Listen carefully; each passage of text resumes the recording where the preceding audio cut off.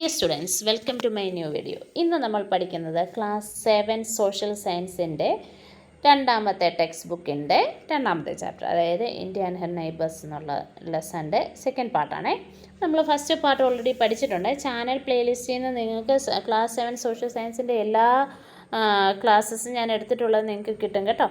അപ്പം നമുക്ക് ഇന്ന് പഠിക്കാനുള്ളത് ഇന്ത്യയും പാകിസ്ഥാനുമാണ് ആദ്യം നമ്മൾ സ്റ്റാർട്ട് ചെയ്യുന്നത്. അപ്പോൾ നമുക്കറിയാം, ഈ ബ്രിട്ടീഷ് ഭരണകാലത്ത് അതായത് 1947 മുന്നേ നമുക്ക് ഇന്ത്യയും പാകിസ്ഥാനും ഒരുമിച്ചായിരുന്നു ഉണ്ടായിരുന്നത്. അതായത് ഇന്ത്യയുടെ ഭൂപടത്തിൽ പാകിസ്ഥാനോട് ചേർത്തായിരുന്നു ബ്രിട്ടീഷ് ഇന്ത്യക്കാർ ഭരിച്ചത്. ബ്രിട്ടീഷ് ഇന്ത്യ എന്ന പേരിനകത്തിൽ ഉണ്ടായിരുന്നത്. അതായത് ബ്രിട്ടീഷ് ഭരണകാലത്ത് ഇന്ത്യയും പാകിസ്ഥാനും ഒരുമിച്ചായിരുന്നു. Before 1947 partition, a legacy of colonial era that continues to shape the present. അതായത് ലെഗസി എന്ന് പറഞ്ഞാൽ പൈതൃകം എന്നാണ് അർത്ഥം. കൊളോണിയൽ ഏരിയ, കോളനി ഭരണത്തിൻ്റെ പൈതൃകത്തിൻ്റെ ഫലമായിട്ട് എന്തുപറ്റി, നമ്മുടെ ഇന്നത്തെ ഇന്ത്യയായിട്ട് മാറി. ദാറ്റ് മീൻസ് പാകിസ്ഥാൻ സെപ്പറേറ്റഡ് ആയിട്ട് പോയി ആഫ്റ്റർ 1947 പാർട്ടീഷൻ. 1947 വിഭജനം നടന്നു. വിഭജനം നടന്നതിന് അടിസ്ഥാനം എന്ന് പറയുന്നത് റിലീജിയൻ ആയിരുന്നു. അതായത് പാകിസ്ഥാൻ എന്ന് പറയുന്ന ഒരു മുസ്ലിം രാഷ്ട്രമായിട്ട് അംഗീകരിച്ചുകൊണ്ടാണ് ഇന്ത്യയും പാകിസ്ഥാനും രണ്ടായിട്ട് മാറിയത്. Pakistan was a part of India. അന്ന് 1947 മുന്നേ ഇന്ത്യയും പാകിസ്ഥാനും ഒരുമിച്ചായിരുന്നു. Let us note down the Pakistan was founded on a religious base. Unlike India, this will be explored further in grade 8. ഇത് നമ്മൾ കൂടുതൽ കാര്യങ്ങൾ 8ാം ക്ലാസ്സിൽ ഇതിനെക്കുറിച്ച് പഠിക്കുന്നത്. അതായത് എങ്ങനെയാണ് ആ partition നടന്നതെന്നുള്ളത്. സഫൈസ് it to say that these nations share one of the most complex relationship in South Asia.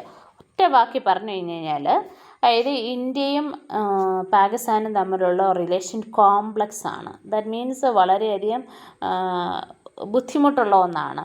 അതായത് സൗത്ത് ഏഷ്യയിലെ മറ്റു രാജ്യങ്ങളെ അപേക്ഷിച്ച് ഇന്ത്യയും പാകിസ്ഥാനും തമ്മിലുള്ള റിലേഷനാണ് വളരെ മോശമായിട്ടിരിക്കുന്നത്. Since the partition, several military conflicts and wars, including wars of 1408, 65, 71, and full-scale conflicts like Kargil was in 1999, have defined ongoing tension. അതായത് ഈ ഇന്ത്യയും പാകിസ്ഥാനും തമ്മിലുള്ള ഈ ശത്രുത അല്ലെങ്കിൽ ഈ വഴക്കുകളൊക്കെ ഇന്ന് 1947 പാർട്ടീഷൻ ചെയ്ത് 1948 65 71 യുദ്ധങ്ങളായിട്ട് മാറിയിട്ടുണ്ട്. 1999 അത് ഒരു വലിയ യുദ്ധമായി, കാർഗിൽ വാർ എന്നറിയപ്പെടുന്ന യുദ്ധമായിട്ട് മാറി. അപ്പോൾ അതൊക്കെ വളരെയധികം ടെൻഷന് രാജ്യങ്ങൾക്കിടയിൽ കൂട്ടുന്നതായിരുന്നു. And in particular, frequent terrorist attacks launched against India with the support of Pakistan army have prevented normal relations between two countries. അതുപോലെ തന്നെ പാകിസ്ഥാൻ ആർമിയുടെ സഹായത്തോടുകൂടി പാകിസ്ഥാനിലെ ടെററിസ്റ്റുകൾ ഇന്ത്യയിലേക്ക് വരാറുണ്ട്. അപ്പോൾ നമ്മുടെ ആർമി അങ്ങനെയല്ല. സാധാരണ ഇന്ത്യൻ ആർമി എങ്ങനെയാണ് ടെററിസ്റ്റിനെ എതിർക്കുന്ന ആളാണ്. പക്ഷേ പാകിസ്ഥാൻ ആർമീസ് അങ്ങനെയല്ല. അവർ ടെററിസ്റ്റിനെ സപ്പോർട്ട് ചെയ്തുകൊണ്ട് ഇന്ത്യയെ നശിപ്പിക്കാൻ ശ്രമിക്കുന്ന രീതിയാണ് അവിടെ ഉള്ളത്. The border between two nations stretches to the Indian states Gujarat, Rajasthan, Punjab and the Union Territories of Jammu, Kashmir and Ladakh. It is not just a geographical line but also a symbol of shared heritage as well as a tragically divided history. അതായത് നമുക്ക് ഇന്ത്യയുടെ ഏതൊക്കെ സ്റ്റേറ്റ്സിലൂടെയാണ് ഇത് പോകുന്നതെന്ന്, അതായത് ഇതിൻ്റെ border line പോകുന്നതെന്നാണ് പാകിസ്ഥാൻ്റെ. അതായത് ജമ്മു ആൻഡ് കാശ്മീർ ആൻഡ് ലഡാക്ക് ഉണ്ട്, പിന്നെ അതുപോലെ പഞ്ചാബ്, ഹരിയാന, ദെൻ ഗുജറാത്ത്, ഇത്രയും ഭാഗങ്ങളാണ് ഉള്ളത്. പിന്നെ പഞ്ചാബ്, രാജസ്ഥാൻ, ഹരിയാന അല്ല രാജസ്ഥാനാണ് കേട്ടോ. ആൻഡ് അപ്പോൾ ഇത് ഷെയർ ചെയ്തു പോയി അല്ലെ ഷെയർ ചെയ്യുന്നുണ്ട് ബോർഡർ എന്നതിനേക്കാളുപരി പലപ്പോഴും ഈ പണ്ട്, അതായത് 1947 മുമ്പ് ഒരുമിച്ച് ജീവിച്ച ആൾക്കാരാണ് സെപ്പറേറ്റഡ് ആയി പോയത്. അതുകൊണ്ട് തന്നെ അവരുടെ കൾച്ചറൽ, അതായത് തൊട്ടയൽപ്പക്കത്ത് താമസിക്കുന്ന ആൾക്കാർ പിന്നെ പെട്ടെന്നൊരു ദിവസം മറ്റൊരു രാജ്യത്തിലേക്ക് മാറ്റപ്പെട്ട ഒരു സ്ഥിതിയാണ് അവിടെ ഉള്ളത്. അതുകൊണ്ട് തന്നെ നേരത്തെ അവർ താമസിച്ചുകൊണ്ടിരുന്ന അല്ലെ അവരുടെ പ്രാർത്ഥിച്ചുകൊണ്ടിരുന്ന ആരാധനാലയങ്ങളൊക്കെ മറ്റ് 2 രാജ്യങ്ങളിലേക്ക് മാറ്റപ്പെട്ടിട്ടുണ്ട്. സോ അതൊരു ട്രാജഡിയായിട്ട് മാറി. The tumultuous journey has also been marked by attempt at peace such as periods of trade and the opening of pilgrimage routes of Hindu and Sikh pilgrims. Religious and cultural landmark of shared the past lives on. ടിമിൾച്വസ് എന്ന് പറഞ്ഞു കഴിഞ്ഞാൽ പ്രക്ഷുബ്ധമായ ഇങ്ങനെ എന്താ പറയുന്നത് എപ്പോഴും വഴക്കൊക്കെ ആയിട്ടിരിക്കുന്ന ഒരു ബോർഡറാണ് ഇന്ത്യയും പാകിസ്ഥാനും. അപ്പോൾ അതെന്ന് പറയുന്നത് പല പ്രാവശ്യം ഇങ്ങനെ സമാധാനത്തിനൊക്കെ ശ്രമിച്ചിട്ടുണ്ടെങ്കിലും പക്ഷേ പലപ്പോഴും അത് പരാജയപ്പെട്ടു പോകുമായിരുന്നു. പല പ്രാവശ്യം പിന്നെ ഇങ്ങനെ സമാധാനത്തിന് വേണ്ടി ശ്രമിച്ചിട്ടുണ്ട്. കാര്യം ഹിന്ദു സിഖ് പിൽഗ്രിംസിൻ്റെ അവരുടെ റിലീജിയസ് ആൻഡ് കൾച്ചറലായിട്ടുള്ള പല കാര്യങ്ങളും പാകിസ്ഥാനിലായി പോയിട്ടുണ്ട്. The Kathasraj temple complex in the Pakistan Punjab is Pakistan's Punjab in one such example linked to the Mahabharata and containing sacred pot. അതായത് നമ്മുടെ പഞ്ചാബ് തന്നെ പാകിസ്ഥാനിലെ ഒരു ഭാഗം, പഞ്ചാബിൻ്റെ ഒരു ഭാഗം, അതായത് പഞ്ചാബിൻ്റെ ഒരു ഭാഗം ഇപ്പോൾ പാകിസ്ഥാനിലുണ്ട്. നമ്മുടെ ഇന്ത്യയിലുമുണ്ട് പഞ്ചാബ്. അപ്പോൾ ഈ പഞ്ചാബിൻ്റെയൊക്കെ ഈ ഭാഗങ്ങൾ പല ഭാഗങ്ങളും അപ്പോൾ നേരത്തെ ഒറ്റ പഞ്ചാബായിട്ട് ഇരുന്നത് രണ്ടായിട്ട് മാറിയിട്ടുണ്ട് ആഫ്റ്റർ പാർട്ടീഷൻ. അപ്പോൾ അതുകൊണ്ട് അവിടെയുള്ള ഒരു ക്ഷേത്രത്തിൻ്റെ പേരാണ് നമ്മൾ പറഞ്ഞത് കഥസ്രാജ് എന്ന് പറയുന്നത്. ആ കഥസ്രാജിൽ അതായത് മഹാഭാരതവുമായി വളരെയധികം ബന്ധമുള്ള ഒരു ക്ഷേത്രമാണ്. അവിടെ സേക്രഡ് പോണ്ടുണ്ട്. അപ്പോൾ അവിടെയൊക്കെ പോകാൻ വേണ്ടിയിട്ട് ഇന്ത്യയിൽ നിന്നുള്ള ഹിന്ദുക്കൾക്കും എന്താ പറയുന്നത് നമ്മുടെ ഹിന്ദു വിശ്വാസികൾക്കൊക്കെ അവിടെ പോകാൻ വേണ്ടിയിട്ട് പലതരത്തിലും എന്താ പറയുന്നത് പീസ് അറ്റംപ്റ്റ്സ്, അതായത് സമാധാന ചർച്ചകളൊക്കെ നടന്നിട്ടുണ്ട്. Other examples include several ancient Hindu, Buddhist and Sikh shrines such as Hinglaj Mata Mandir in Balochistan. Besides language, cuisines and music and festival continue the bridge the border. അതായത് തൊട്ട് അടുത്ത രാജ്യമായതുകൊണ്ടും നേരത്തെ ഇന്ത്യയിൽ തന്നെ ഉണ്ടായിരുന്ന ഒരു സ്ഥലമായിരുന്നതുകൊണ്ടും ഒരുപാട് കൾച്ചറലായിട്ടുള്ള, അതായത് സംസ്കാരപരമായിട്ടും ആഹാര രീതിയിലും എല്ലാം സെയിമായിട്ടുള്ള സ്ഥലങ്ങളാണ് ഈ പറഞ്ഞ ഈ ബോർഡറിലുള്ള സ്ഥലങ്ങളെല്ലാം. അപ്പോൾ ആ രീതിയിൽ അവർക്ക് പരസ്പരം സഹകരിക്കാനുള്ള അവസരങ്ങൾക്ക് വേണ്ടിയിട്ടൊക്കെയാണ് ഈ പീസ് അറ്റംപ്റ്റുകൾ നടന്നിട്ടുള്ളത്, അതായത് സമാധാന ചർച്ചകൾ. Then Kartarpur Corridor is a visa-free border crossing between India and Pakistan, created to allow Indian pilgrims to visit Gurudwara Darbar Sahib in Kartarpur, Pakistan. അതായത് പാകിസ്ഥാനിലുള്ള ഒരു ഗുരുദ്വാരയാണ് ഈ കർത്താർപൂരിൽ സ്ഥിതി ചെയ്യുന്നത്. അതിന് ആ കർത്താർപൂർ കോറിഡോർ എന്നാണ് അറിയപ്പെടുന്നത്. ആ കോറിഡോറിൻ്റെ പ്രത്യേകത എന്താണെന്ന് വെച്ചാൽ അവിടെ വിസ ഫ്രീ ആണ്, നമുക്ക് വിസ ഇല്ലെങ്കിലും പോകാൻ പറ്റും. Pilgrims using corridor do not need a visa, only a permit. അവിടെ നമുക്ക് കാണാൻ വേണ്ടിയിട്ട് ഈ ഗുരുദ്വാര കാണാൻ വേണ്ടിയിട്ട് ഒരു പെർമിറ്റ് മാത്രം ആവശ്യമുള്ളൂ. which make it easier for thousands of people to visit the Gurudwara. This Gurudwara holds great religious significance as the final resting place of Guru Nanak Dev, the founder of Sikhism, who spent the last 18 years of his life there. അതായത് നമ്മൾ പറഞ്ഞല്ലോ പാകിസ്ഥാൻ പഞ്ചാബാണ്, അതായത് പഞ്ചാബിൻ്റെ ഒരു ഭാഗം പാകിസ്ഥാനിലാണ് ഇപ്പോൾ സ്ഥിതി ചെയ്യുന്നത്. അപ്പം സിഖ് മതമുണ്ടാക്കിയ, അതായത് ഫൗണ്ടറായിരുന്നു ഗുരുനാനക്. അദ്ദേഹം ലാസ്റ്റിൽ അദ്ദേഹത്തിൻ്റെ ജീവിതത്തിൻ്റെ അവസാനത്തെ 18 വർഷവും താമസിച്ചത് ആ സ്ഥലം ഇപ്പോൾ എവിടെയാണ്? പാകിസ്ഥാൻ പഞ്ചാബിലാണ്. മനസ്സിലായോ? അതായത് അദ്ദേഹം 18 വർഷം ലാസ്റ്റിൽ അദ്ദേഹത്തിൻ്റെ ജീവിതാവസാനം വരെ താമസിച്ച സ്ഥലം ഇപ്പോൾ പാകിസ്ഥാൻ പഞ്ചാബിലാണ്. അപ്പോൾ അതുകൊണ്ടാണ് അവിടേക്ക് പോകാൻ വേണ്ടിയിട്ട്, അതായത് ഇന്ത്യയിലുള്ള സിഖ് മതക്കാർക്ക് അവിടെ പോയി ആ സ്ഥലം കാണാനുള്ള അല്ലെങ്കിൽ അവർക്ക് വർഷിപ്പ് ചെയ്യാനുള്ള ഗുരുദ്വാരയിലേക്ക് പോകാൻ വേണ്ടിയിട്ട് നമ്മൾ കർത്താർപൂർ കോറിഡോർ ഫ്രീ വിസ സ്ഥലമായിട്ട് ഇട്ടേക്കുന്നത്. For decades Indian devotees could only view this holy site from distance using binoculars set up near the border at Dera Baba Nanak in Punjab. The idea for corridor was first proposed in 1990s but only became a reality in 2019 when the corridor was officially opened to mark Guru Nanak 550th birth anniversary. അതായത് കുറേ വർഷങ്ങൾ പതിറ്റാണ്ടുകളായിട്ട് ഈ ഇന്ത്യയിൽ നിന്നുള്ള pilgrims binocular വെച്ചായിരുന്നു ആ സ്ഥലം കണ്ടുകൊണ്ടിരുന്നത്, അതായത് ആ ഗുരുദ്വാര കണ്ടുകൊണ്ടിരുന്നത്. അതായത് ഒരു ബോർഡറാണ് ദേര ബാബ നാനക് പഞ്ചാബ്, അതായത് നമ്മുടെ പഞ്ചാബിലെ ആ ബോർഡറിൽ ചെന്ന് ബൈനോക്കുലർ വെച്ചായിരുന്നു അവർ ഗുരുദ്വാര കണ്ടുകൊണ്ടിരുന്നത്.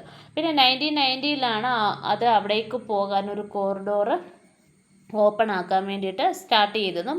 അതായത് 2019 അതായത് ഏകദേശം 90 എത്ര വർഷം കടന്നു, 10-29 വർഷത്തിന് ശേഷമാണ് അത് യാഥാർത്ഥ്യമായത്. ഇപ്പം പക്ഷേ നമുക്കത് കാണാൻ പറ്റുന്നുണ്ട്.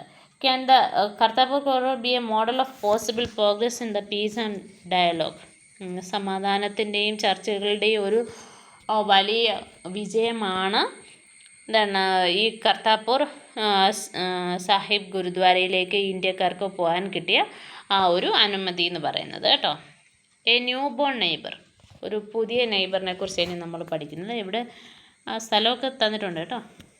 India and Bangladesh have an enduring relationship shaped by a common history, culture and language. History because as we will see the higher grades, Bangladesh, which was east to Pakistan, was born in 1971 as outcome of war between India and Pakistan, and language because Bangla is a language common to Bangladesh and India states of West Bengal.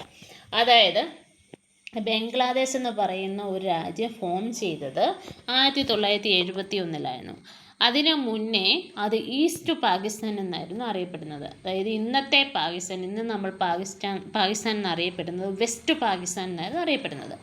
Bangladesh east Pakistan എന്നുമായിരുന്നു അറിയപ്പെടുന്നത്. പക്ഷേ ബംഗ്ല ആയിരുന്നു അവിടുത്തെ, അതായത് east Pakistan എന്നറിയപ്പെട്ടിരുന്ന സ്ഥലത്തെ language Bangla ആയിരുന്നു. അതായത് നമ്മുടെ വെസ്റ്റ് ബംഗാൾ, കൽക്കട്ട, വെസ്റ്റ് ബംഗാളിൻ്റെ ക്യാപിറ്റലാണ് കൽക്കട്ട. അപ്പോൾ കൽക്കട്ട എന്ന് നിങ്ങൾ കേട്ടിട്ടുണ്ടായിരിക്കുമല്ലോ. അപ്പോൾ വെസ്റ്റ് ബംഗാളിൻ്റേതും അതുപോലെ ബംഗ്ല ആണ്. അപ്പോൾ ബംഗ്ലാദേശ് എന്ന് പറയുന്ന സ്ഥലം, അങ്ങനെ ഈസ്റ്റ് പാകിസ്ഥാൻ എന്നറിയപ്പെടുന്ന സ്ഥലം ബംഗ്ല ലാംഗ്വേജ് ആയതുകൊണ്ട് അത് ബംഗ്ലാദേശ് എന്നറിയപ്പെട്ട് അത് പുതിയൊരു രാജ്യമായിട്ട് മാറി.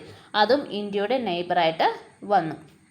അത് നമുക്ക് അടുത്ത ഇതിൽ കാണാം. ഇതാ കണ്ടോ, ഇതാണ് ഇന്ത്യയുടെ വെസ്റ്റ് ബംഗാളിനോട് ചേർന്നുള്ള ഭാഗമാണ് ഇത്രയും ഭാഗം ബംഗ്ലാദേശ് എന്ന് അറിയപ്പെടുന്നത്. ഇത് പണ്ട്, അതായത് ഇവിടെ നമുക്ക് വെസ്റ്റ് പാകിസ്ഥാനുണ്ട്, ഇത് ഈസ്റ്റ് പാകിസ്ഥാൻ, ഇങ്ങനെയായിരുന്നു അറിയപ്പെട്ടിരുന്നത്. പക്ഷേ പിന്നെ ഇത് ബംഗ്ലാദേശായിട്ട് മറ്റൊരു രാജ്യമായി രൂപപ്പെട്ടു. The land border between two countries is even longer than India's border with China. It runs along Indian states of West Bengal, Assam, Meghalaya, Tripura, Mizoram. അതായത് ഇന്ത്യയിലെ വെസ്റ്റ് ബംഗാൾ, അസം, മേഘാലയ, ത്രിപുര ആൻഡ് മിസോറാം, ഇത്രയും സ്റ്റേറ്റ്സ് ബംഗ്ലാദേശുമായിട്ട് ബോർഡർ ഷെയർ ചെയ്യുന്നുണ്ട്. India and Bangladesh also share several transboundary river system originating from the Ganga and Brahmaputra. അതുപോലെ share ചെയ്യപ്പെടുന്ന നദികൾ, അതായത് ഗംഗ, ബ്രഹ്മപുത്ര, അങ്ങനെ ഒത്തിരി നദികൾ ഇന്ത്യയിലൂടെ ഒഴുകി ചെല്ലുന്ന നദികൾ. അത് അറബിക്കടലിലേക്ക്, ബേ ഓഫ് ബംഗാളിലേക്ക് ചേരുന്നതിന് മുമ്പ്, ബേ ഓഫ് ബംഗാളാണ് ഇവിടെ ഉള്ളത്. നെക്സ്റ്റ് ബേ ഓഫ് ബംഗാളിലേക്ക് കയറുന്നതിന് മുമ്പ് തന്നെ ഇന്ത്യയിലൂടെ വന്ന ഈ ബംഗ്ലാദേശ് വഴിയാണ് പലപ്പോഴും ഈ ബേ ഓഫ് ബംഗാളിലേക്ക് വരുന്നത്. The rivers play a major role in agriculture, fisheries and transportation and livelihood of million people of both countries. ഈ രണ്ട് രാജ്യങ്ങൾ, അതായത് ഇന്ത്യയിലെയും ബംഗ്ലാദേശിലെയും ജനങ്ങൾ ഒരുപാട് പേര് ഫാമിങ്ങിനെ ഈ റിവേഴ്സിനെ ഡിപ്പെൻഡ് ചെയ്യുന്നുണ്ട്. അതുപോലെ ഫിഷിങ്, ഡയറി ഫാമിങ്, ആനിമൽസിനെയൊക്കെ വളർത്താനും അവരവരുടെ ആവശ്യത്തിനുമൊക്കെ ഈ റിവേഴ്സ് ഡിപ്പെൻഡ് ചെയ്യുന്നുണ്ട്. India and Bangladesh have built on the historical tie through strong diplomatic, economic, strategic and cultural cooperation, making the relationship one of the most important South Asia. നമ്മുടെ relationship പാകിസ്ഥാനുമായിട്ട് വളരെ മോശമാണെങ്കിൽ ബംഗ്ലാദേശുമായിട്ട് വളരെ നല്ല രീതിയിലുള്ള റിലേഷൻഷിപ്പാണ്. നയതന്ത്രപരമായ, diplomatic എന്ന് പറഞ്ഞാൽ നയതന്ത്രപരമായ, അതുപോലെ economic, സാമ്പത്തികമായിട്ടും കൾച്ചറലായിട്ടും എല്ലാം വളരെ നല്ല റിലേഷൻഷിപ്പിലാണ് ബംഗ്ലാദേശുമായിട്ട്. The two countries also share a coastline that therefore a maritime environment. ഇത് കോസ്റ്റ് ലൈനും അതായത് ബേ ഓഫ് ബംഗാളുമായിട്ടുള്ള കോസ്റ്റ് ലൈനും ഇത് ഷെയർ ചെയ്യുന്നുണ്ട്, ഇന്ത്യയും ബംഗ്ലാദേശും. And the Sundarban national park is a UNESCO's world heritage site with its protection and management of coordinated by the two neighbours. അതായത് ഇവിടെ ഒരു ഡെൽറ്റ ഫോം ചെയ്യുന്നുണ്ട്. ഡെൽറ്റ എന്ന് പറഞ്ഞു കഴിഞ്ഞാൽ അതായത് രണ്ട് നദികൾ ഗംഗയും ബ്രഹ്മപുത്രയും കൂടെ ഉണ്ടാക്കുന്ന ഒരു ഡെൽറ്റ ഫോം ചെയ്യുന്നുണ്ട്. ഡെൽറ്റ എന്ന് പറഞ്ഞു കഴിഞ്ഞാൽ രണ്ട് റിവേഴ്സ് വന്ന് ഇങ്ങനെ ഒഴുകി പോകുമ്പോൾ ഇടയ്ക്ക് വരുന്ന ഈ ഒരു ലാൻഡ് ഏരിയ ആണ് നമ്മൾ ഡെൽറ്റ എന്ന് പറയുന്നത്. അപ്പോൾ അങ്ങനെ വളരെ ഫെർട്ടിലിറ്റി ഉള്ള കുറേ ലാൻഡ് ഏരിയ ആണ് വരുന്നത്. അത് ഏകദേശം 40% നമുക്കുണ്ടെങ്കിൽ ബംഗ്ലാദേശിൻ്റെ 60% ഉണ്ട്. അപ്പോൾ അവിടെ വളരുന്ന കണ്ടൽക്കാടുകൾ, മാൻഗ്രോവ് ഫോറസ്റ്റുകൾ യുനെസ്കോ അംഗീകാരമുള്ള ഹെറിറ്റേജ് സൈറ്റാണ്. കണ്ടൽക്കാടുകളുടെ പ്രത്യേകത എന്താണെന്നറിയാമോ? അത് സുനാമിയൊക്കെ ഒപ്പോസ് ചെയ്യും, സുനാമിയൊക്കെ പ്രതിരോധിക്കുന്ന ഫോറസ്റ്റാണ് മാൻഗ്രോവ് ഫോറസ്റ്റ് എന്ന് പറയുന്നത്. ആൻഡ് ഇത് സുന്ദർബൻ ഡെൽറ്റ, അതായത് ആ ബ്രഹ്മപുത്രയും ഗംഗയും ഉണ്ടാക്കുന്ന ഡെൽറ്റയ്ക്ക് നമ്മൾ സുന്ദർബൻ ഡെൽറ്റ എന്ന് പറയുന്നത്. അപ്പോൾ ഈ സുന്ദർബൻ നാഷണൽ പാർക്ക് എന്ന് പറയുന്നത് മാൻഗ്രോവ് ഫോറസ്റ്റ് ആണ്. അത് യുനെസ്കോയുടെ അംഗീകാരമുള്ളതാണ്. A home of Bengal tiger and many other species. It is important in terms of biodiversity as well the climate resilience since it serves a barrier to cyclones. However, because of global warming and climatic conditions, experts predict that Bangladesh will have to face the impact of rising sea levels and increasingly intense cyclones in coming years. Many people are likely to lose their homes to see their livelihood affected. ഇനി ഈ എന്താ പറയുന്നത്, climatic കണ്ടീഷൻസിൻ്റെ ഒക്കെ വ്യത്യാസം കൊണ്ട് ഒരുപാട് ബുദ്ധിമുട്ടുകൾ ഭാവിയിൽ ഉണ്ടാകുമെന്നാണ് പറയുന്നത്. ഈ കണ്ടൽക്കാടുകൾ, മാംഗ്രോവ് ഫോറസ്റ്റിൻ്റെ ഒരു ചിത്രം ഇവിടെ നമുക്ക് തന്നിട്ടുണ്ട്, സുന്ദർബൻ നാഷണൽ പാർക്കിനെ. അപ്പോൾ ഇത് വളരെയധികം എക്കണോമിക്കലി വളരെയധികം അല്ലെങ്കിൽ ക്ലൈമറ്റിക്കലി നമ്മളെ വളരെയധികം സഹായിക്കുന്ന ഒന്നാണ്. In the lap of Himalayas, ഇവിടെ ഇപ്പം നമ്മൾ നേപ്പാളിനെ കുറിച്ചാണ് പറയുന്നത് കേട്ടോ. In the lap of Himalayas. Nestled the lap of Himalayas, Nepal shares a long and open border with India, stretching across Indian states of Uttarakhand, Uttar Pradesh, Bihar, West Bengal, and Sikkim. This geographical proximity has allowed for centuries of interaction and cooperation between two nations, and the relationship is marked by shared heritage, spiritual linkage, and cross-border movement and political partnership. ഇനിയും പറയുന്നത് നേപ്പാൾ ഇന്ത്യയുമായിട്ട് വളരെയധികം നല്ല രീതിയിൽ സഹകരിക്കുന്ന ഒരു നെയ്ബറാണ്. Uttarakhand, Uttar Pradesh, Bihar, west Bengal, Sikkim ഇത്രയുമൊക്കെയാണ് അത് border share ചെയ്യുന്നത്. ഇത് നമ്മളെ ഇന്ത്യയുമായിട്ടുള്ള റിലേഷൻഷിപ്പ് വളരെ നല്ലതാണ്. സ്പിരിച്വൽ ക്രോസ് ബോർഡർ മൂവ്മെൻറ്റും പൊളിറ്റിക്കൽ പാർട്ണർഷിപ്പും എല്ലാം നടത്തുന്നുണ്ട്. അതായത് നമുക്ക് നേപ്പാളിലേക്ക് പോയി വരികയൊക്കെ ചെയ്യാൻ പറ്റും. Culturally, the ties between India and Nepal are profound. Pilgrims from both countries regularly visit sacred sites across the border. The Pashupatinath temple in Kathmandu. നോക്കിയേ ഇവിടെ ഒരു ടെമ്പിളിൻ്റെ The Pashupatinath temple in Kathmandu. Pashupatinath temple ആണ് കാഠ്മണ്ഡുവിലെ പശുപതിനാഥ ടെമ്പിളാണ് ഈ കാണിച്ചിരിക്കുന്നത്. അത് കാഠ്മണ്ഡുവിലാണ്. where Shiva is worshipped as a protector of animal. Pashupatinath എന്ന് പറഞ്ഞു കഴിഞ്ഞാൽ അവിടെ ശിവൻ എന്താ പറയുന്നത്, പ്രൊട്ടക്ടറായിട്ട് നിൽക്കുന്നു, അതായത് ആനിമൽസിൻ്റെ പ്രൊട്ടക്ടറായിട്ട് നിൽക്കുന്നു എന്ന അർത്ഥത്തിലാണ് പശുപതിനാഥ ടെമ്പിൾ എന്ന് പറയപ്പെടുന്നത്. A major Hindu pilgrimage destination draws thousands of Indian visitors every year.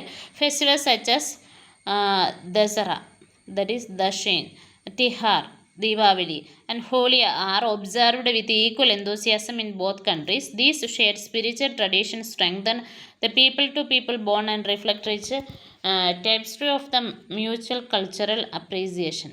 അതായത് ഈ നേപ്പാളും ഇന്ത്യയും തമ്മിൽ എല്ലാ രീതിയിലും, അതായത് കൾച്ചറലായിട്ടുള്ള ഷെയറിംഗ് ഉണ്ട്, നമുക്കവിടെ പോകാം, അവർക്ക് ഇവിടെ വരാം, നമ്മൾ അവിടെ ബോർഡറിലുള്ള പിൽഗ്രിമേജ് സെൻറ്റേഴ്സിലെല്ലാം പോകാം. On the political front, India and Nepal has maintain close diplomatic relations largely shaped in 1950 treaty of peace and friendship. 1950 treaty of peace and friendship എന്ന് പറഞ്ഞ് ഒരു എന്താ പറയുന്നത് ട്രീറ്റി ഉണ്ടാക്കിയിട്ടുണ്ട്. അതായത് ഒരു എന്താ പറയുന്നത് ഒരു രേഖ ഉണ്ടാക്കിയിട്ടുണ്ട്.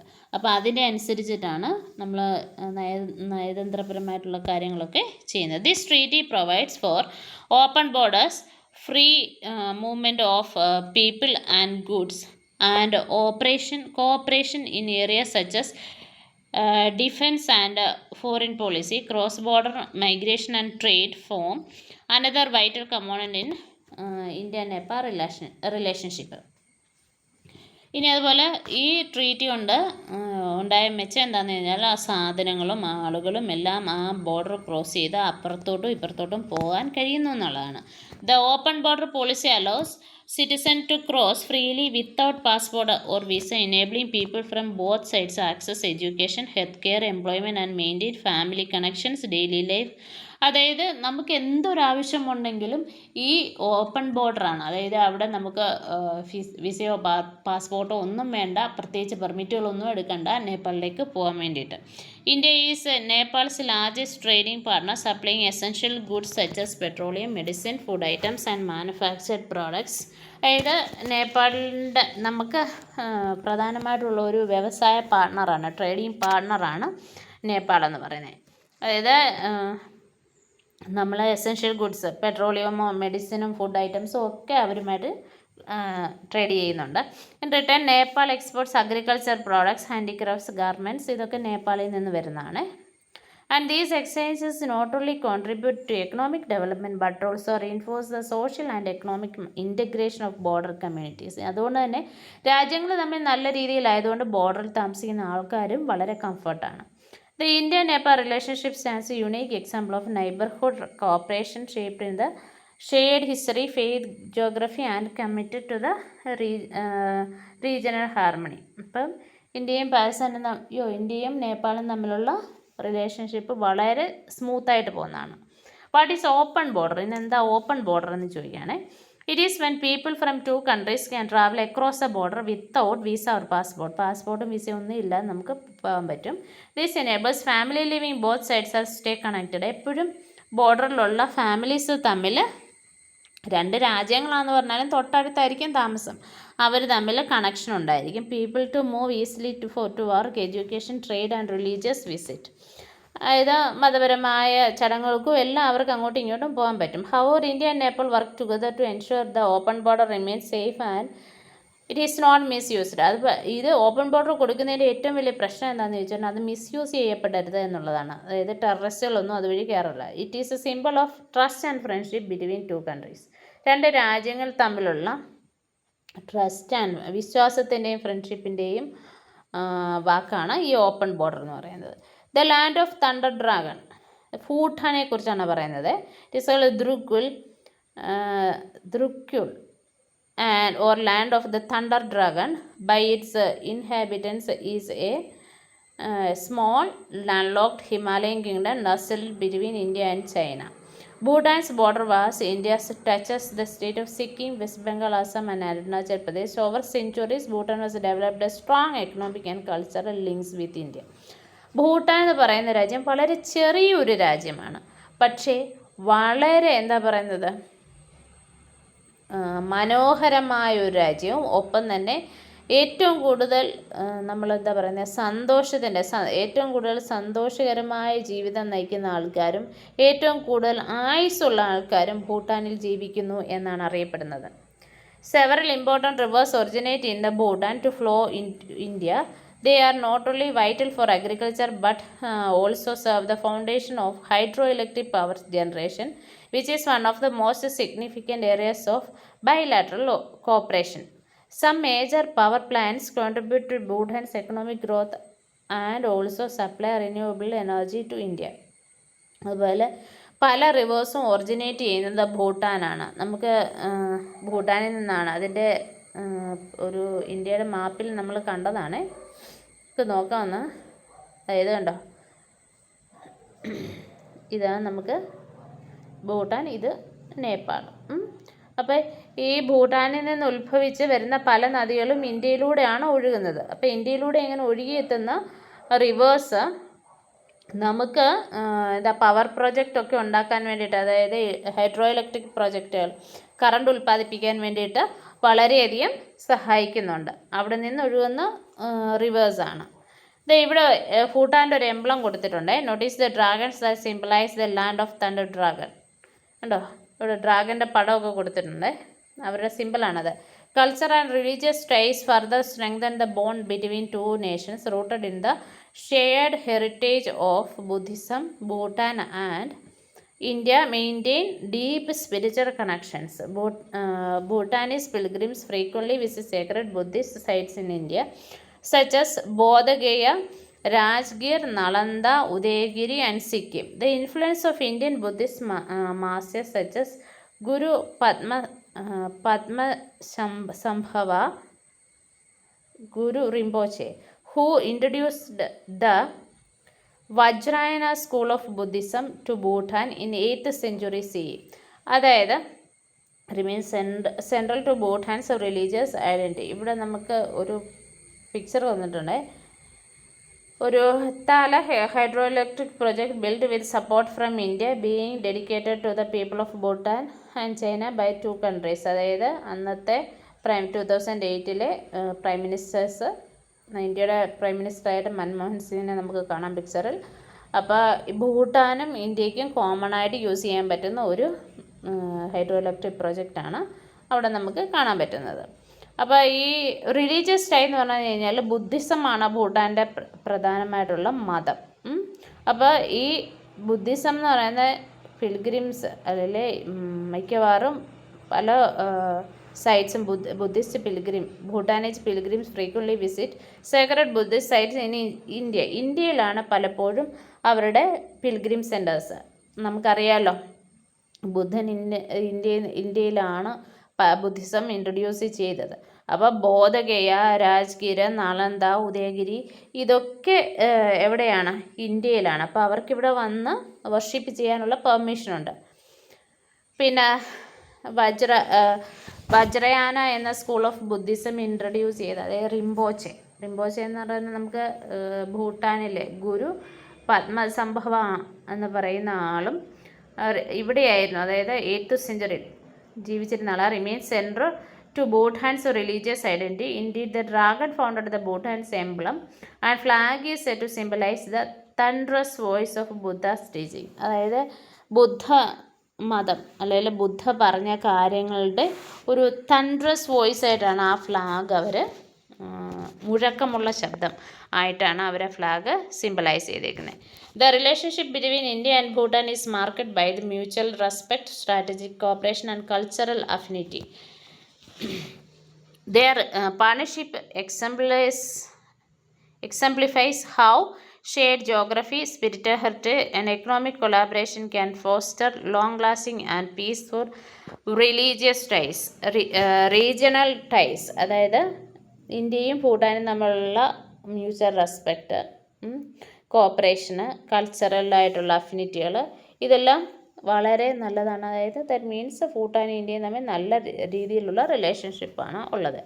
ഇനിയും ബുദ്ധിസത്തിൻ്റെ ഒരു 3 ഡിഫറെൻ്റ് ആയിട്ടുള്ള അതായത് ടീച്ചിങ്ങുകളുണ്ട്. അതിലൊന്നാമത്തേന്ന് പറഞ്ഞാൽ Theravada or the school of elders took shape around 3rd century BCE. It is considered closer to the Buddha's original teaching and today has followed mainly Sri Lanka, Southeast Asia, especially Thailand and Myanmar, Thailand, പിന്നെ അതുപോലെ ശ്രീലങ്ക, ഇവിടെയൊക്കെ അവരുടെ Buddhism വിശ്വസിക്കുന്ന ആൾക്കാർ ഈ സ്ട്രീമിലാണ്, അതായത് തേരുവാദ എന്ന് പറയുന്ന സ്കൂളിലാണ് വിശ്വസിക്കുന്നത്. സ്കൂൾ ഓഫ് എൽഡേഴ്സ് എന്നാണ് അതിനർത്ഥം. ഇനി Mahayana great vehicle came to the being around the 1st century BCE, incorporating new ideas of practice such as belief in the Buddha and divine nature and could guide people in many forms. The school traveled to several countries, including China, Japan, and Korea, where several sub-schools emerged on the way. ഇനി ഈ മഹായാനയിൽ നിന്ന് തന്നെ അടുത്ത school of ബുദ്ധിസമാണ് Mahayana, great vehicle എന്നാണ് അറിയപ്പെടുന്നത്. അപ്പോൾ ഇവർ ഈ മഹായാനയിൽ വിശ്വസിക്കുന്ന ആൾക്കാർ പല സ്ഥലങ്ങൾ സന്ദർശിക്കുകയും അവിടെയൊക്കെ ബുദ്ധൻ്റെ മതം അല്ലെങ്കിൽ ബുദ്ധൻ്റെ ടീച്ചിങ്ങുകൾ പഠിപ്പിക്കുകയും ചെയ്ത ആൾക്കാരാണ്. അതിന് തന്നെ പല പല ഡൈവേർഷൻസ് ഉണ്ടായിട്ട്, അതായത് അതിന് തന്നെ പല വേറെ സബ് സ്കൂൾസ് ഉണ്ടായിട്ടുണ്ട്. Vajrayana is an diamond vehicle, also generally non as Tantric Buddhism, arose around 6th century CE as an extension of Mahayana. മഹായാനയുടെ എക്സ്റ്റൻഷൻ എന്ന നിലയിലാണ് വജ്രയാന ഉണ്ടായത്. അതൊരു താന്ത്രിക് ബുദ്ധിസമാണ്. It emphasized special techniques and secret teachings such as use of mandalas, sacred diagrams, and visualization of Buddha and the Bodhisattvas. Tibetan Buddhism derived from the school around 7th century CE. അതായത് C എന്ന് പറഞ്ഞാൽ common എറയാണ് കേട്ടോ. അത് നമ്മൾ കഴിഞ്ഞ വർഷം ഒരുപാട് പഠിച്ചത് കൊണ്ടാണ് ഈ സി ഞാൻ എക്സ്പ്ലെയിൻ ചെയ്യാത്തത്. കോമൺ എറയാണ് സി. ബി സി എന്ന് പറഞ്ഞാൽ ബിഫോർ കോമൺ എറ. അതായത് കോമൺ എറ എന്ന് പറയുന്നത് ക്രിസ്തു ജനിച്ച വർഷം, ആ രീതിയിൽ നമ്മൾ പറയുന്നത്. ബിഫോർ കോമൺ എറ, ഈ രണ്ട് രീതിയിലാണ് നമ്മൾ എപ്പോഴും പറയുന്നത്. അപ്പോൾ നമുക്കിപ്പോൾ പറയുന്ന 3 സ്കൂൾ, അതായത് ബുദ്ധിസത്തിന് ഒരു ബുദ്ധിസം എന്ന് പറയുന്ന ബുദ്ധിസം എന്ന് പറയുന്ന ആ റിലീജിയന് തന്നെ പല പല സ്കൂൾസാണ് ഇപ്പം നമ്മൾ പറഞ്ഞത്. ഇപ്പോൾ 3 സ്കൂൾസാണ് പറയുന്നത്. ഒന്ന് ഇത് ബുദ്ധിസം തന്നെയാണ്, പക്ഷേ വ്യത്യാസമുണ്ട്.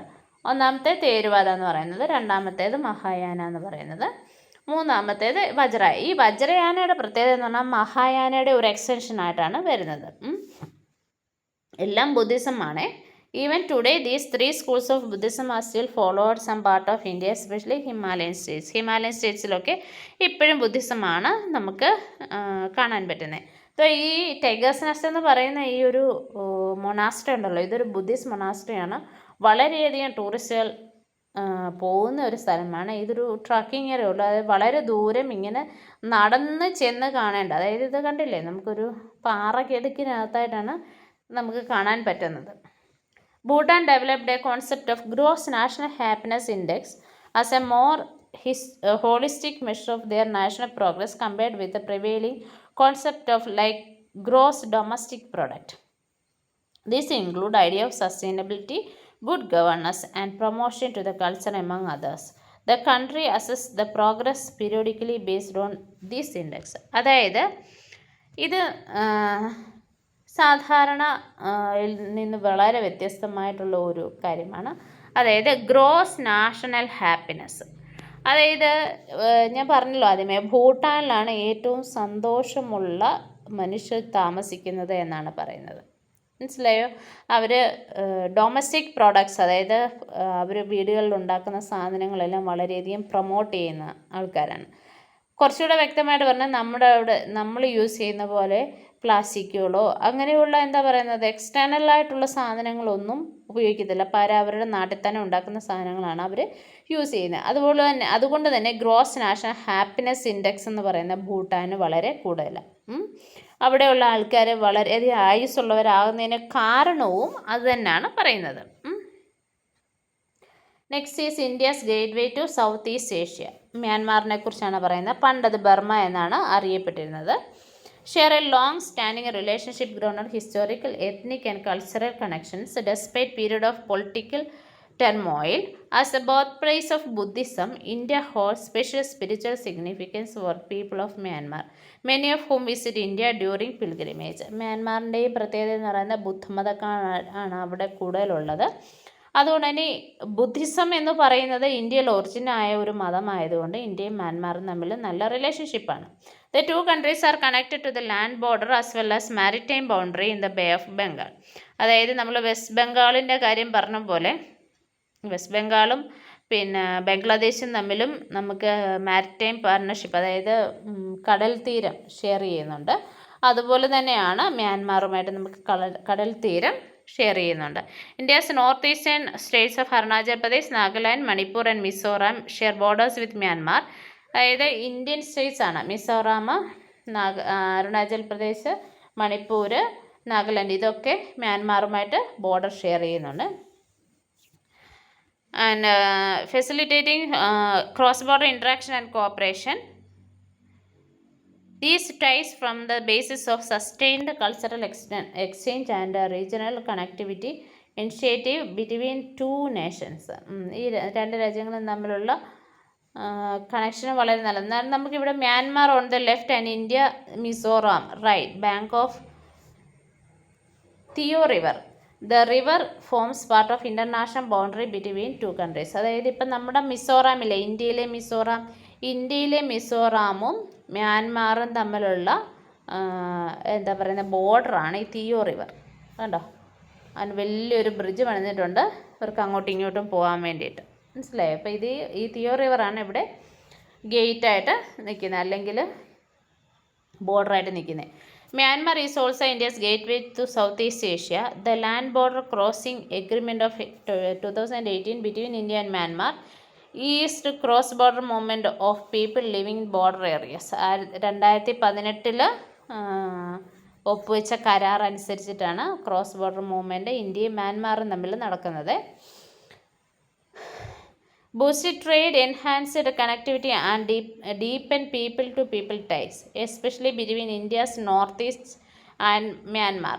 Over the past couple of years, however, some restrictions have been placed on the free movement across the land border to the account of conflict in this area.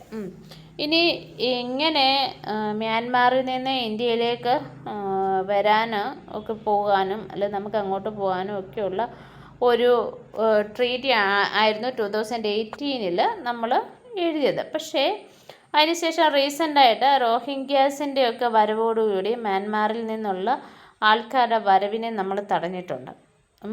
അപ്പോൾ അത്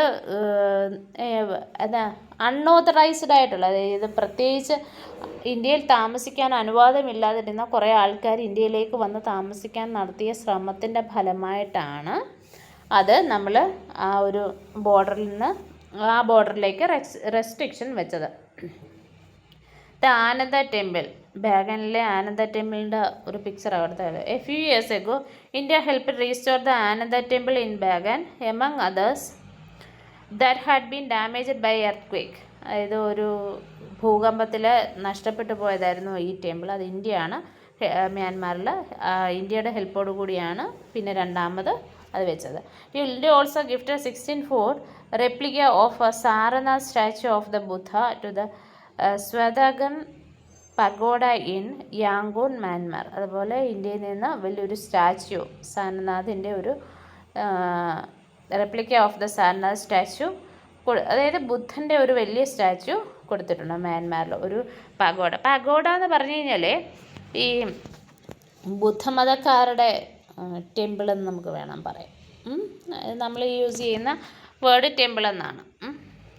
national highway Afghanistan from Saransk to Dilaram, it connects to the Asian Highway Network 1, part of NH44 in India and also the part of AH1.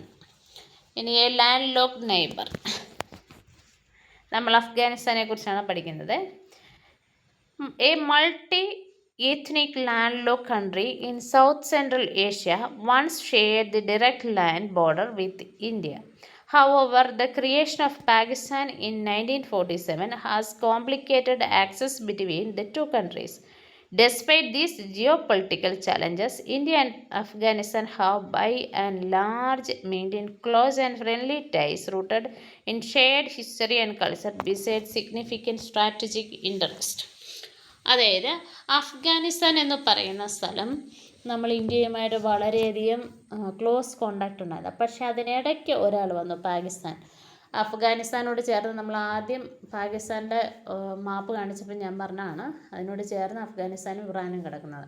അപ്പോൾ ആ അഫ്ഗാനിസ്ഥാൻ്റെ border ഇന്ത്യയുമായിട്ട് നമ്മുടെ ഇന്ത്യയുടെ ഏറ്റവും മുകൾ ഭാഗവുമായിട്ട് ചെറിയൊരു border share ചെയ്യുന്നുണ്ട്. പക്ഷെ പ്രശ്നം എന്താണെന്ന് വെച്ചാൽ ഇടയ്ക്ക് പാകിസ്ഥാൻ വന്നതോടുകൂടി പാകിസ്ഥാനും ഇന്ത്യയും തമ്മിലുള്ള യുദ്ധങ്ങളും പാകിസ്ഥാനും ഇന്ത്യയും തമ്മിലുള്ള കോൺഫ്ലിക്റ്റുകളും ഈ അഫ്ഗാൻ എന്ന് പറയുന്ന സ്ഥലത്തിനെ നമ്മളിൽ നിന്ന് വളരെയധികം അകത്തി എന്ന് വേണം പറയാൻ. പക്ഷേ പണ്ട് കാലങ്ങളിൽ, അതായത് ഇത് സെപ്പറേറ്റഡ് ആവുന്നതിന് മുമ്പ് വളരെയധികം ആൾക്കാർ അഫ്ഗാനിൽ നിന്ന് ഇന്ത്യയിലേക്ക് വരികയും ഇന്ത്യയിൽ നിന്ന് അഫ്ഗാനിലേക്ക് പോവുകയും ചെയ്തിട്ടുണ്ട്. Their connection dates back to the ancient times when the historic Uttarapada trade route linked in the Ganga plains to Central Asia via Afghanistan, fostering centuries of exchange in goods, religion and ideas.